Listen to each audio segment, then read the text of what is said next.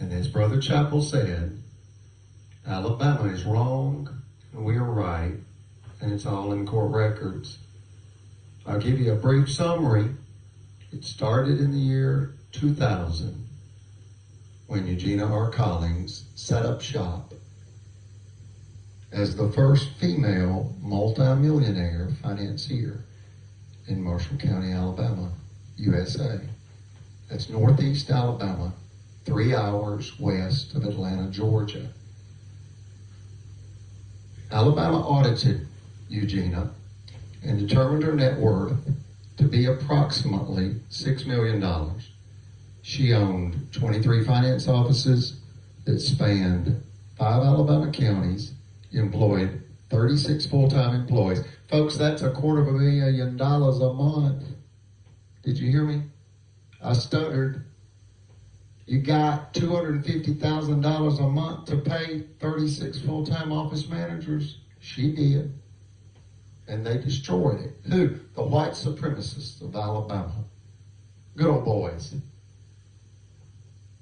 They were opposed and exposed by a girl, figuratively speaking, because after they audited her, they extorted her in a frivolous lawsuit, found her guilty, and thereby deemed her unworthy of FDIC license as a money services business.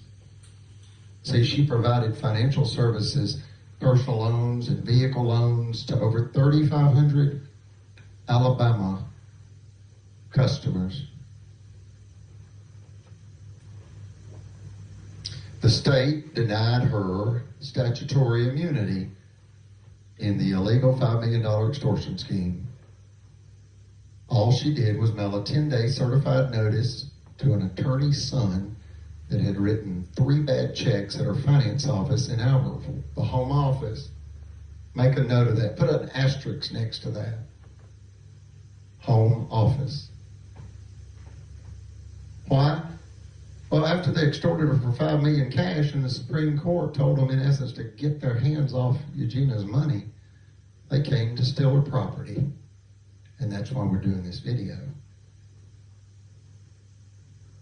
And that's after they held up her license 10 months to systematically strangulate her 23 finance offices to death under the threat of Tuckwilder prison.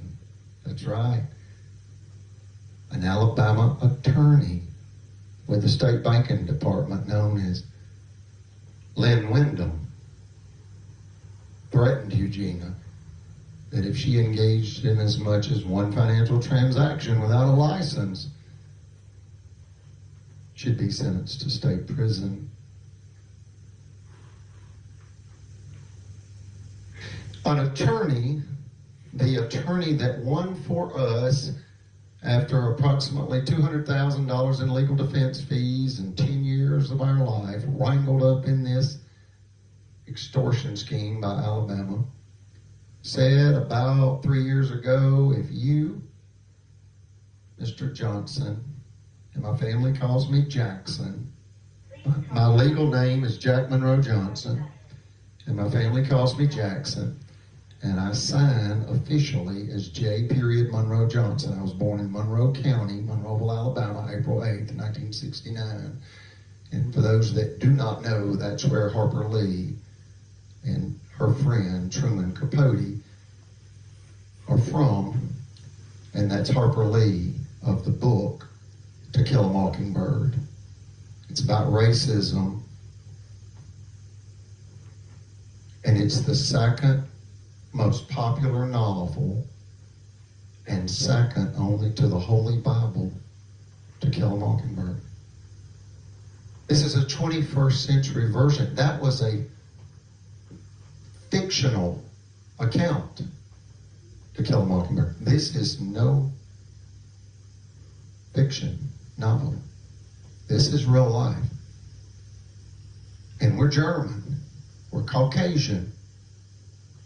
This is about theft by Alabama against a woman. This is misogyny, sexism. Misogyny is the hatred of women with power by men. And that's what this is. White supremacists. Their ultimate goal is ultimate power, which is to own everything and control everyone. They've attacked marginalized people for centuries, and now they've endangered my mother's life to steal her property and disempower her. Her brother committed suicide in Marshall County, August 7th, 1965, under similar circumstances. Public hysteria that created financial ruin, and he shot himself and killed himself. 60 years later, they're doing it to my mother, and we ask for help.